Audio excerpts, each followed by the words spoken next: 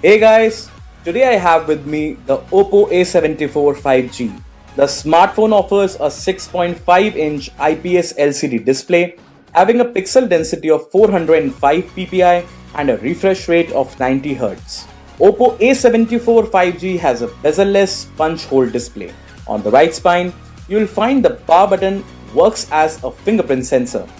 On the other side, the phone has a volume rocker and SIM tray. The bottom of the phone features a USB Type-C port, 3.5mm jack and a speaker grill. Oppo A74 5G comes with a triple camera setup with Oppo branding at the bottom. So that's all as far as the design is concerned. Now let's get into the details about the internals. Oppo A74 5G comes with a Qualcomm Snapdragon 480 chipset with 8nm fabrication.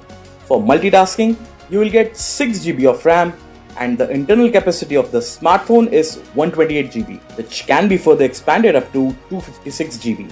Oppo A74 5G offers a 5000 mAh battery powered by an 18-watt fast charging facility. Coming to the camera aspects, the phone features a 48 megapixel triple camera setup and includes a 48 megapixel primary camera supported by a 2 megapixel macro camera and a 2 megapixel mono camera.